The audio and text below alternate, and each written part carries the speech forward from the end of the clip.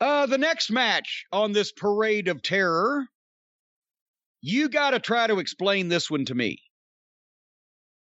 Wheeler Yuta, who's a fine-looking young man, with our little dog Pockets in his corner, because now Pockets is some way taking an interest in him, against Darby Allin with Sting in his corner.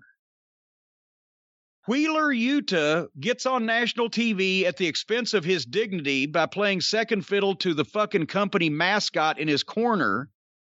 And Darby Allin is matched against a job guy with another quote-unquote babyface in his corner, opposing the icon Sting, who is now put in a position where he is opposing one of the more popular people on this fucking roster of misfits, our little dog Pockets.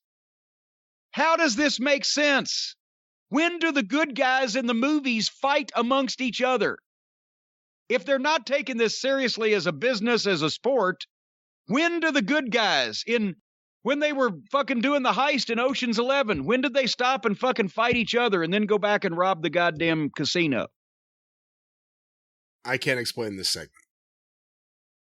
So, obviously, I wasn't going to watch this, except I'd seen somebody say something about it on Twitter, so I had to watch.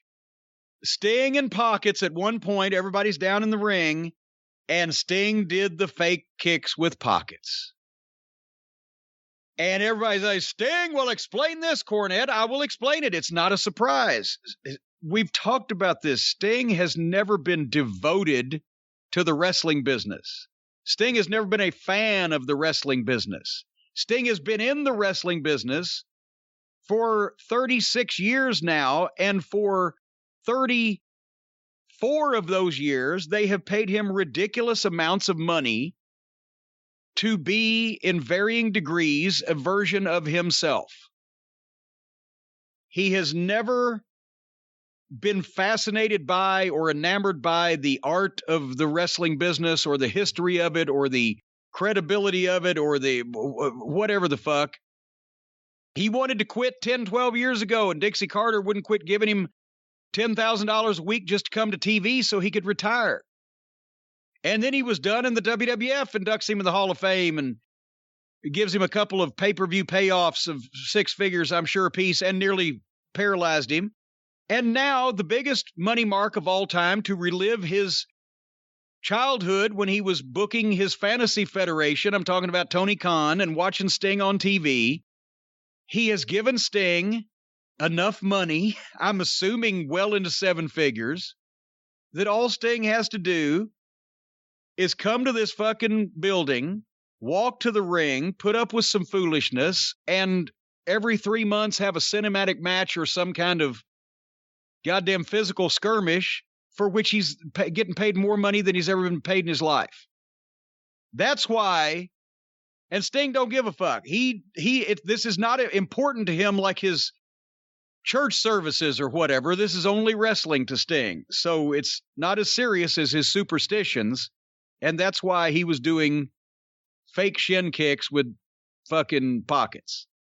So of all the people that have ever done that, he is the least amount of surprise to me, I guess, is what I'm trying to say. Because he don't give a fuck. But I was embarrassed for him, though, how the mighty have fallen. What'd you think? Garbage segment. Not surprised by Sting doing something stupid with Orange Cassidy, but you had Orange Cassidy in there with Darby.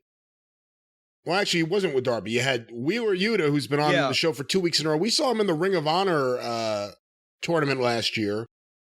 I don't know what they're doing with him, but they just threw him in there with the Best Friends and Statlander and Orange Cassidy. And then out of this, we get more of the Orange Cassidy Blade feud, which nobody is clamoring for. Didn't the Blade attack him with the brass knuckles? I didn't actually. After the shin kicks, I moved on. I didn't actually watch. I thought it was here. Maybe it was at a different point in the show. I thought. Well, no, I mean, it could have very well been because I didn't watch it, because why the fuck would I do that? Yeah, the Blade came out and attacked Orange Cassidy with brass knuckles. Oh, boy. So he did his little dance with Sting. It was somewhat similar to Kid and Play back in the day. What did Darby Allin and Sting do when Pockets was getting beat up with brass knuckles? I think they went to the concession stand. I'm not sure. Which is another reason why you don't have a goddamn afterbirth at an angle after you have a babyface match, because then you got all the babyfaces standing around watching another babyface get the shit kicked out of him. Jesus Christ. All righty.